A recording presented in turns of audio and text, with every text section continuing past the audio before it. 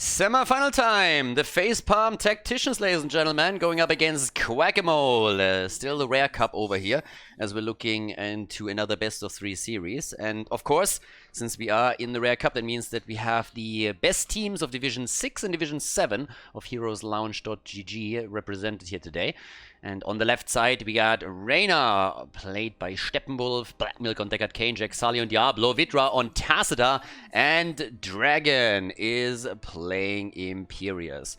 And at the same time, towards the right side, Quack'Emole with Doom, Redcoat on Tyrande. We got Bob on Kel'Thas, Dizzy Dwarf on Mal'Ganis, Waveman on Leo, and Herm on Greymane. So, yeah, let's get the show on the road here. Pretty stoked for this one, actually. We have actually seen quite a couple of nice games from the Tacticians in particular, but it should be a fun one for sure. So, pretty much what we're having here is, of course, again, Division 6, Division 7 coming together for the end of season tournament. So after you play the entire season through, in the league, in your division, the best teams make it into the cups towards the end, and we will crown one winner of the Rare Cup here later on today too.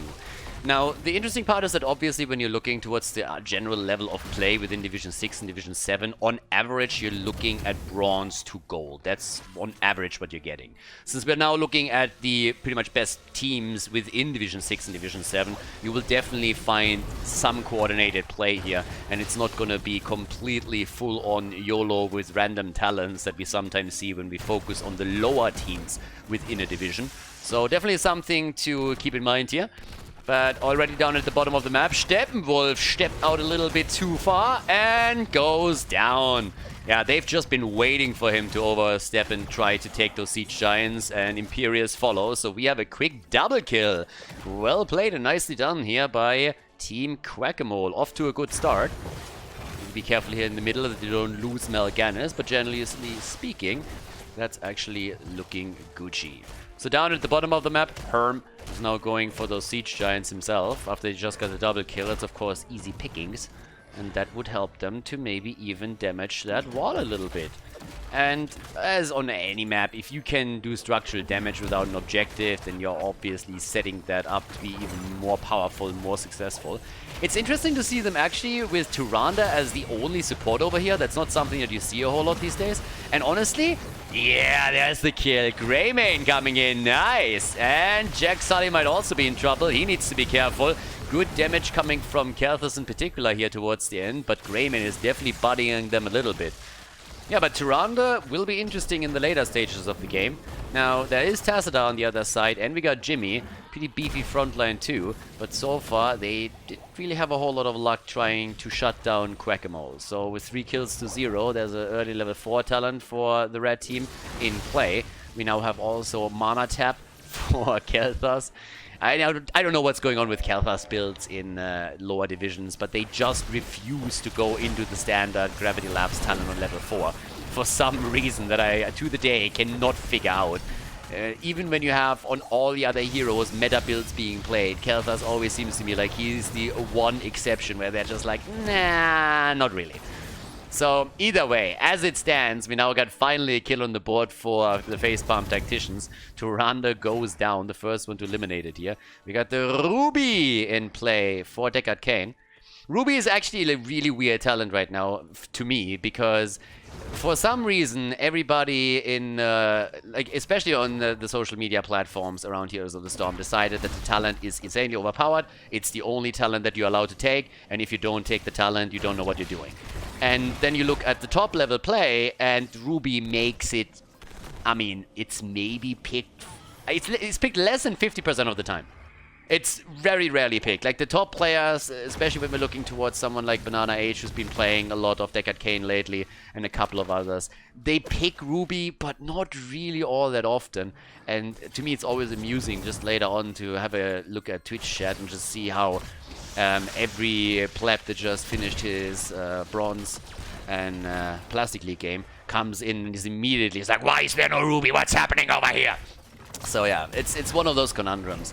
But it's kind of funny. But in this case, I mean, the talent isn't bad, don't get me wrong, but yeah, some people are highly overrated right now. So Ruby in this case, though, is picked. A little bit of a tangent over here. I mean, you're used to that by now. And we have now the Khaldor resistance on the side of Tyrande. And a turn-in as Greymane delivers the final few gems for Team Quackemole. And the Web Weavers will come down now. Dizzy Dwarf should be careful doesn't fall here, because honestly, you don't want to die when your objective comes through just a second later.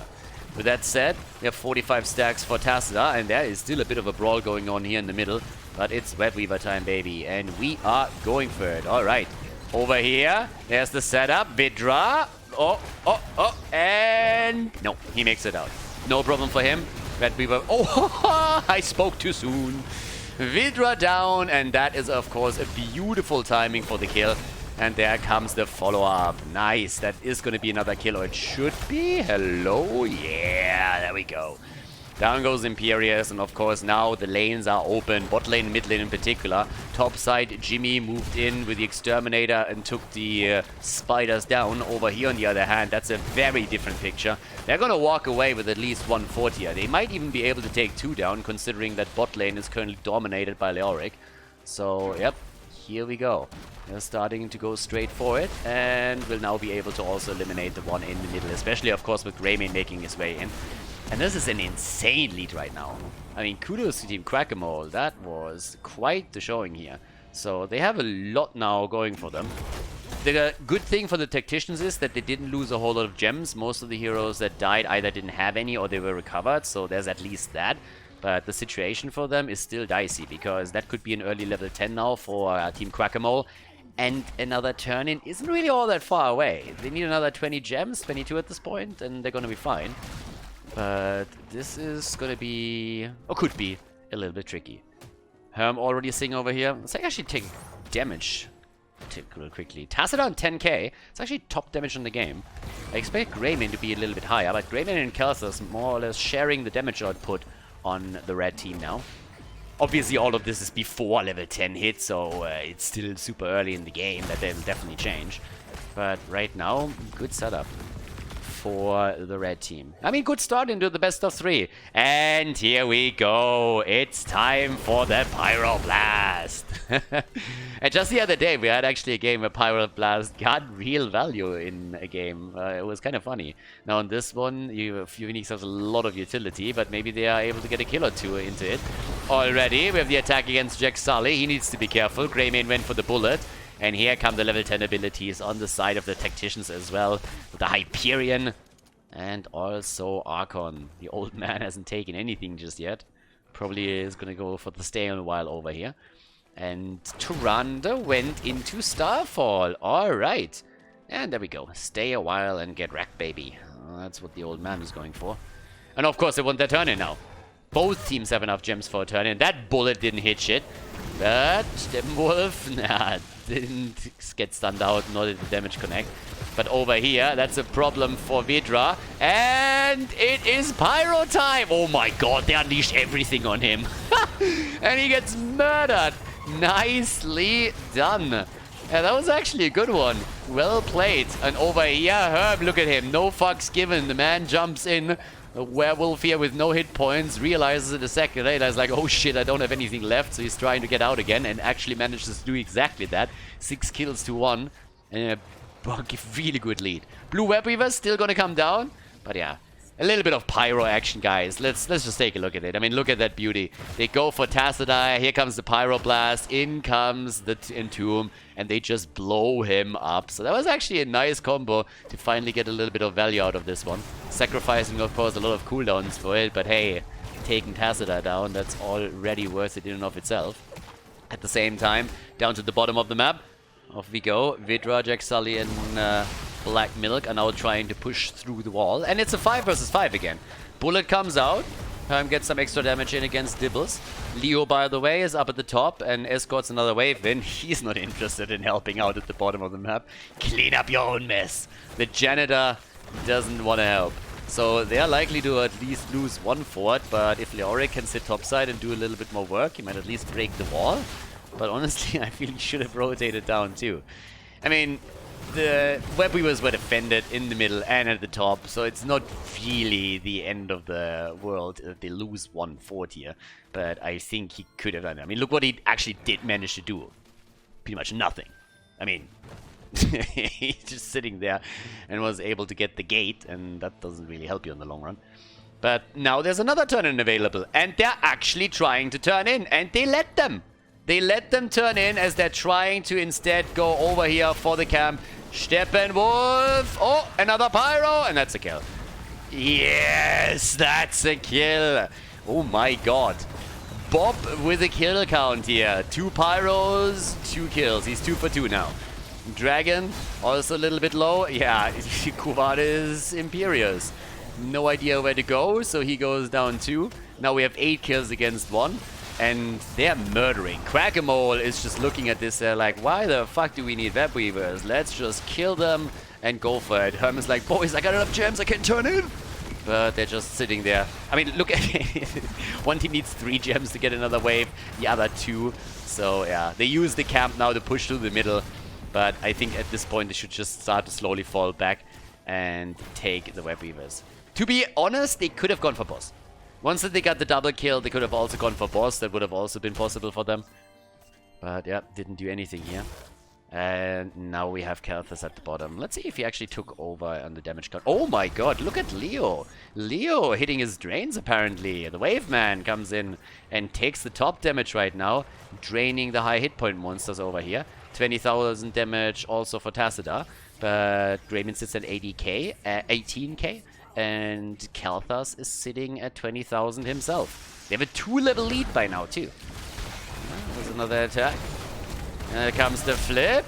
The Dizzy Dwarf. Oh, stay a while and get wrecked. But yeah, there's nobody to wreck them. That's the problem. So they're just staying a while. That's pretty much the only thing they can do with it.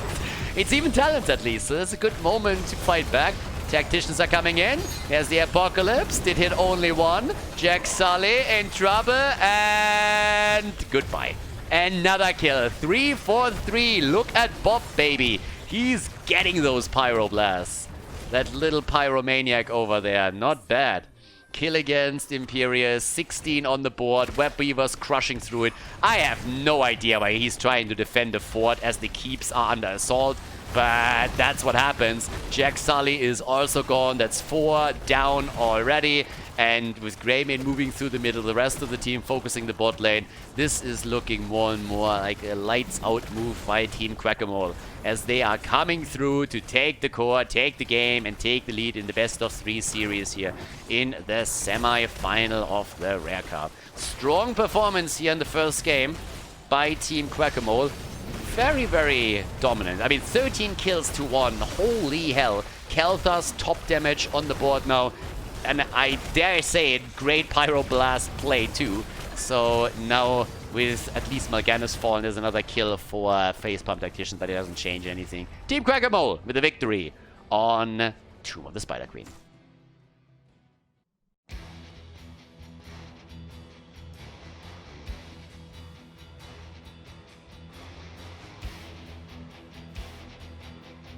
It's the full facepalm, everybody. Game number 2. Altoric passes the map, and oh, the blue team is already throwing. They chose Brightwing as their support. To be fair, on the other side, we got a Lucio pick, which is much better, but it's still better. So we got a Brightwing in here, as the facepalm tacticians are apparently trying to go for a quick 0-2. Nah, jokes aside. So left side, we have Black Milk on Brightwing, we got Jack Sully on ETC, we have Steppenwolf on Imperius, Dragon is on Reyna again, and Vidra on Lulnara this time. Lucio gets played by Redcoat for the red team. We got Herm on Greymane, yeah, so he gets his Greymane back.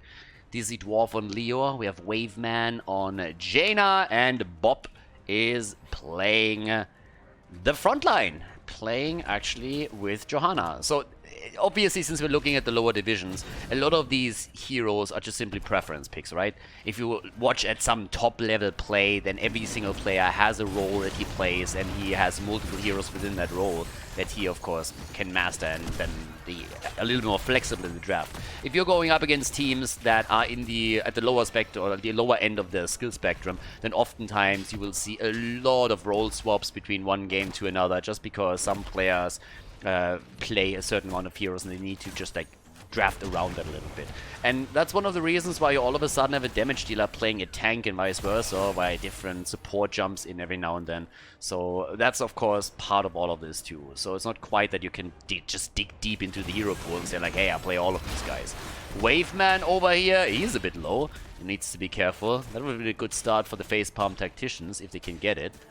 But not so much, at least not yet. So for Jimmy, we have on level 1, again, the Exterminator, which means that we have a chance for them to get those bosses later on. Or at least a good tool for them. Greyman obviously can do pretty much the same thing for the red team. And Brightwing, at least with the Polymorph, can work against Greyman a little bit. So that's one of the best tools that they now have to try and control that. Brightwing has, in other circumstances, occasionally been picked against the Tracer, for example, just to get a Polymorph in and then allow the team to follow up and get quick hits in. Good thing about the Polymorph is it's not a skill shot, it's not like a Muradin Storm or anything, so it's a bit easier to hit, and then you can follow up on it with other heroes. But you have to follow up on it, so if ETC and Imperius are good to go, they might just be able to pull that off. Either way, time will tell. This is of course a best of 3 series, so if Quack'emole is able to take it, they would advance to the grand final of the tournament. But there's always a chance for the tacticians to bring this back and then force map number 3. Yep, already over here, the Nature's Culling, you love to see it, at least when you're the support, because if we see the Siphoning Toxin over here, you pretty much already know that there's just no trust in the support at all, so that's always one of the problems. 0 kills on each side as we're heading into the 3rd minute of the game. Yeah. Bob at the front, with the rest of the team is just really crushing through that, aren't they? They can maybe even open the wall up. Waveman, on the other hand, he starts to become the punching bag of the blue team. They're always trying to focus Jaina down, at least up to this point. And eventually that might actually succeed. So the Dizzy Dwarf, yeah, missing that little shot there. Okay. Yeah, but Jack Sully is now also up. I mean, first objective is up. Again, level 7 is normally when we're seeing plays being made for that. So far, that's not really the case. Same time now, we have still Lunara sitting in the middle for experience. Brightwing is coming back down. And they are actually committing to the objective a lot sooner than you normally see on this map. So as I said just a few seconds ago, oftentimes you will see teams just delay it until they have their level 7 talents. Not so much in this one. And yeah, Lucio came in and took control. And now they're trying to win this one early. Steppenwolf is already zoned out. That's the problem. Down here, they're trying to hold this for as long as possible. And they're able to retake it. So good for the facepalm tacticians. That one was important. You need to make sure that you're not losing out on that one too early, or you're gonna run in some trouble as the game continues. Camps are still up, and I've been talking about this in the Panda Cup and other tournaments. You want to take this camp whenever it's available.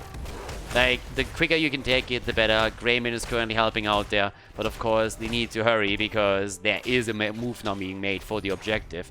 And you kind of want to prioritize that too. We have level 7 on both sides by now. Oh, the NA version again. The choking pollen coming in over the splintered spear. Greyman about to take the camp, but that results in them having to let this one go. Like, I don't know, that's 5 seconds. They're trying. Can they actually hold it? They can, as it turns out. Alright. They retake it. Can they win the fight though? Waveman is low again, and so is Lucio. And Lunara goes maybe a little bit too deep. Oh dear, she needs to be careful. The Wolf is already at it. But here comes the channel, and Steppenwolf is likely going to secure the objective now for the team. Ah, good for the facepalm tacticians. Nicely done. Great job by them. Dizzy Dwarf might still die to the damage over time. And barely survives. Thanks to Lucio. They got the camp in the middle, so that has at least done some damage. But of course, the trade wasn't really worth it, considering that now the objective is coming through. It's time for the cavalry. And they might be able to... I mean, best case scenario, you take a fort, right? That's obviously, if you get some more kills, then you can get even more than that. But if you just get a fort, that would be great. Just simply the walls and the fountains, exposing them is already fantastic. But we'll see how deep they can go with this one. So, as we're having everybody starting to push through, main defense is sitting down at the bottom. Herm is doing a solo up top side and is trying to take it down. And at least there were the early ones. The defense so far is actually really good. They didn't even lose an entire wall just yet. It's like, damn. I am honestly impressed of how well they did with the defense here. Now this is an early objective, so we should always put it in perspective. It's only 5 minutes in, didn't really scale or anything, but they barely lost anything. And now they're going for a kill against Jimmy, and Jimmy is down.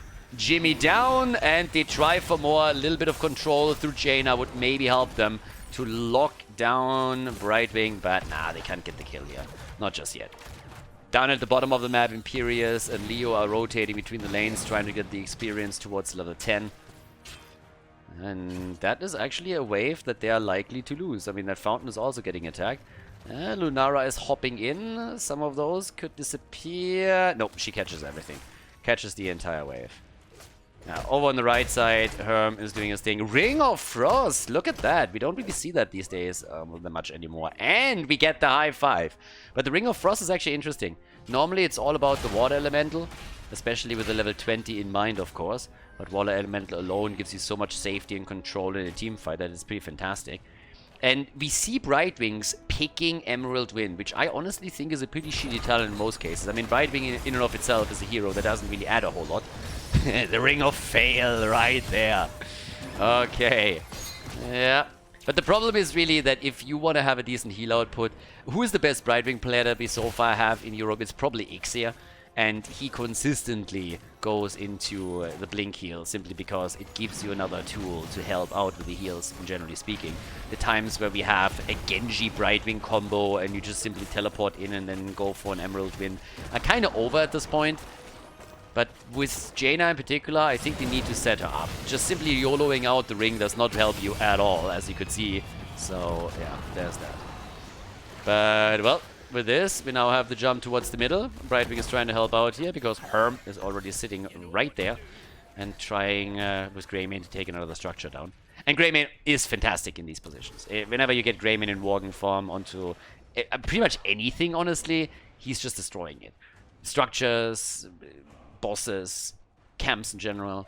So yeah, that's pretty great here too. Alright. There's another Entomb. This time he doesn't have it available. Oh my god, they even committed to the Blessed Shield here. Fair enough, they got the kill. Now they have the momentum down at the bottom of the map. You just need to capitalize on those kills because those were some cooldowns they just burned. But since nobody else is down at the bottom of the map, Greymane should stay here. Greymane should honestly stay here. That rotation does not make a whole lot of sense. You just eliminated the one defender at the bot lane. You know through the minimap where the rest of them are. If Greymane stays at the bottom of the map, the entire wall falls and he has a chance to, I mean, maybe even take the fort down, but at least get some good damage in on it. Yeah, they try to go for the objective instead, but Imperius is back by now, so they could have gotten way more value there and then go into a 5 versus 5 fight, which they now have to face off against anyways. So, yeah, Greymane already being on that lane kind of made it a good idea to stay there a little bit longer and do some damage. Alright, there's the Emerald Wind, Polymorph, and Leo activates his trait. Yeah, same time, they're trying to reclaim this one. 17 seconds. An attempt to go for another kill. Oh, Lucio! He's down. Lucio is dead and the fight continues. Big slide, 1 kill, 2 kill, and all of a sudden 4 heroes down. Big battle here just now for them. Yeah, look at that setup. That power slide came through perfectly and allowed them to get 2 easy kills after they already initially killed 2 more heroes. So great setup for the Facepalm Tacticians as they're trying to claim victory in this game and force game number 3. I mean, that's what it comes down to here. They're trying to make sure that they have a chance to win this semi-final and move on to the grand final. And that's only possible for them if they are able to take one of these now. Alright, so the hits keep coming. Boss at the top side is about to be taken. Problem is that the red team is actually close. And they are starting to move in. They see what's happening. They're all going for it.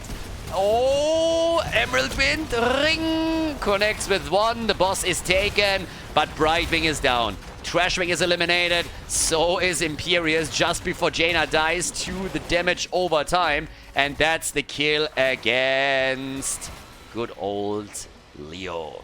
Yeah, another 3 down. 3 for 2 trade, and the boss is still up as they're all fighting about the top. But this is getting scrappy, ladies. It's getting a really scrappy game right now. I mean, holy hell. Alright, as they're going for the boss defense, let's have another look at this. So, boss comes in, gets stolen, and then, yeah, it's just kill after kill after kill on both sides as they're just all pretty much falling. And then on the escape, we've even seen Leo fall. So, still a good effort from the Facepalm Tacticians. Objective is getting focused on again, as the boss is pretty much defended against. The towers are going to take care of the rest. But the fort is down. That's a great entomb, though. Really nice lockdown against the Dizzy Dwarf, and he's getting a little bit dizzy from all these plays that are being made here. Look at that. 8 kills to 5. An entire level ahead now for the blue team, but they're starting to lose some heroes in these battles. And there's the setup. Nara with a little bit more damage. There's the Blessed Shield that connected with her. Greymane comes in, goes for the Fruit Fly. Jojo the first one to fall. Black Milk gets out. And Steppenwolf might be in a little bit too much trouble for him to handle as he dies to the red team and they go for the next objective. Yeah, bullet already coming out. Vidra is by now sitting at 47 HP. And guys, if you learn anything from this, then this is how you don't play with Ring of Frost. You need to follow up on a stun. First of all, these days it's all about the Water Elemental pretty much, but if you want to play a Ring of Frost combo, by all means do it, but make sure that you follow with the ring up on someone stunning your target. They get the objective, so despite the fact that they just lost the hero, they still have the objective and that's great for them. Vidra needs to retreat here, but he's murdering. I mean, he's doubling the damage of Greymane. He's doubling it. So it's getting nuts here. But you need some kind of stun for the ring. Blessed Shield, maybe Leo coming in with at least a slow or an entomb. Something needs to happen there. But with level 16 talents now ready, we also got the showstopper over here. The Facepalm Tacticians are starting to defend, but 16 is now also available for Quack'emole. And they have an opportunity now to move through a few of those structures. Mid lane gets defended. Bot lane, on the other hand, that fort is going to fall 100%. And then at least on structures, they're going to be even again. But yeah, that's the chance for them. No, I mean, they go into Bounty Hunter here at level 16 too, so we actually don't see them with a penetration round upgrade. That's a little bit weird. Paint them red is just such a fantastic talent for Jimmy, but not taken here. Ring connecting with 2. Jimmy is down. They're trying to go for the Mosh. It's party time. It connects, but everybody is dead already. That Mosh didn't do anything. The damage dealers were already gone. And now it's time to crush through the bottom again in an attempt to maybe even take the first keep down if they can get Greymane on it. But they don't have a minion wave, so they could potentially fall back and take the boss. But let's take another look at this. So over here, yeah, you see the Mosh pit coming in towards the end, but that's already after Jimmy has fallen. The rest is also stunned out, so they can't do anything there either. And that's the big hit right there. Was a nice attempt from ETC to turn it around, but the ring connected with 3, I think, in this case. And they got so much damage through with Jaina and Greymane in particular. So, great setup for Quack'emole. And they're coming back here.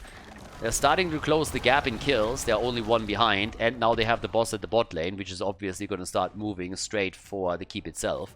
If they move with it, it's more or less a guaranteed keep. As it stands, they're more interested in trying to get ahead in experience by moving through the mid lane. Probably going to send someone up top side to defend against this and have the rest of them clear out the camp that's pushing through. So that's pretty much what's currently working over here. Down to the bottom of the map. Yeah, 5-man against the boss. That's what they're trying to do right now. And they're going to get it before it does any damage over here. Maybe gets 1 hit in. But the minimap is obviously wide open, and that also means that the fort in the middle is exposed and cannot be taken. So easy one for them, as they're starting to go straight in with it. Yeah, now it's the level lead for them again, by the way. Full-on auto attack setup also for Leo, if you haven't picked up on it yet. So he went for the Mithril Mace, naturally on level 16 as a result. And in addition to that, we got the Numbing Blast. So a bit more control from Jaina herself.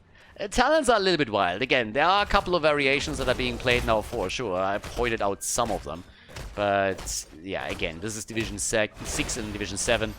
And therefore you gotta... Yeah, there's gonna be some preference picks. 100%. Objective is up again, and this one is gonna be important because now the red team is already looking at an early lead. They are close to level 19 as well. I don't really think that they can hit the 20 anytime soon, but if they could, that would of course be the dream right now. They're starting to jump in the attempt to fight this. They could play macro, honestly, but they don't. They are the aggressor in this case. They are heading experience. They don't have to do this.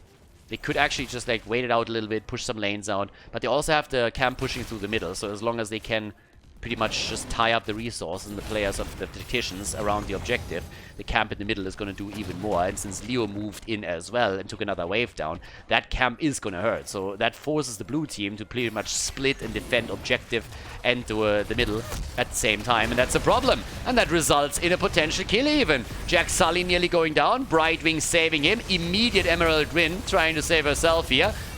Dragon is caught on the wrong side of the fight, and he might fall. Random ring once again, but this one actually connected with at least one. One down, and there's the second one. 2 kills incoming, and, well, those are pretty much a perfect setup to now make it into this. Jimmy dies first, the ring comes out, connects with Lunara. That allows them to get the kill here. Got a little bit lucky on this one, but lucky or not, doesn't matter. It's 11 kills to 10 now. We have level 20 on the board for them, and they're going for the next objective. What looked like a pretty solid game for the tacticians is all of a sudden... What is Jaina doing? Girl, where are you headed? She is full-on face-checking this shit. I mean, thankfully for them, there were only 3 heroes for the blue team on the map, so I don't really know why they are even moving out. But boy, that's the end of ETC. The camp gets taken, and now they can move through the middle. They're still not going for the objective. Well, the world is their oyster at this point, or at least all direct passes. So they got the 20s, they got Cold Snap for the cooldown reduction, and can now start to take down the keeps here. Now, one keep is already taking some damage, and the objective should soon now be grabbed. And yeah, as I said, initially it looked good for the tacticians, but now they're starting to fall farther and farther behind, and that is obviously spelling some trouble for them. So not going to be easy to turn this around without level 20 talents, which means that they have to try and get their Storm talents. This is a nice push at the top side at least, so that's going to do some damage eventually, but I'm not sure if they have that much time, especially since we have another kill. These entombs are on point. These entombs are honestly on point. Dizzy Dwarf has been hitting entombs all day long, and they mostly lead to kills. These rings, on the other hand. Oh my god. Someone take his R button away. Yeah, honestly, that's... At this point, if they have like a team meeting afterwards, it's like, okay, from here on out you just take Water Elemental. Dude, it has to be Water Elemental. You need to go for the Water Elemental. So, yeah, those rings are not really successful. But, again, the team itself, they're doing well here. That's the first keep down, and apparently they're trying to snowball that towards the core directly. Jaina is the one at the bottom of the map trying to work on keep number 2. Now we have the level 20 talents finally for the tacticians as well. But keep number 2 falls. Can they get a few more kills? It's a 5 versus 4. Well, scratch it. 4 versus 4. Dizzy Dwarf also about to go down. Gets the Entomb out, buried alive. It's nice how the Raider just simply moves through the wall. Alright, bro. And there's the Mosh. How is Dizzy Dwarf still alive? How the thank you. Finally. Finally someone kills him. Herm, on the other hand, he wants the beef, and he gets it. But the problem is that the core is falling. And that's game 2.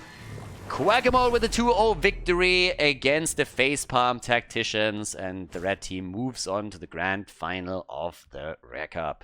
GG. Well played. Alright. Hey everyone, I hope that you enjoyed today's video and liked the coverage here. If you did and you enjoy the content on the channel, there's an easy way right now how you can support me for free and help to keep the esports coverage of Heroes of the Storm here alive.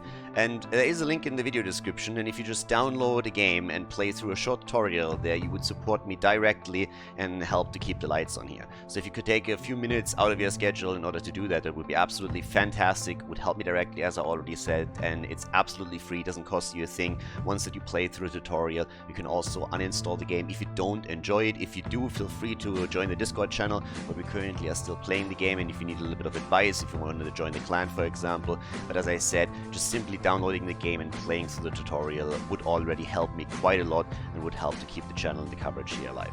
Thanks everybody for taking the time to do that. Appreciate it, and I hope that you enjoyed the video, and I see you tomorrow. Have a good one. Bye bye.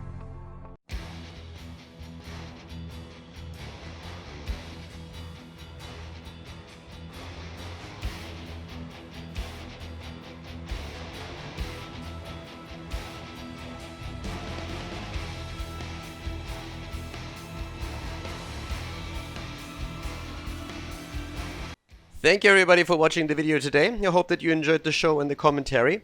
And keep in mind that the spoiler protection that is going to run for the rest of the video is made possible by all the support on patreon.com.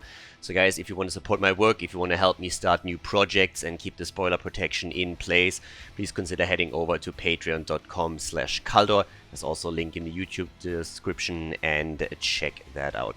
Thanks in advance, and see you guys next time with more esports coverage here on Khaldor TV. Have a great day.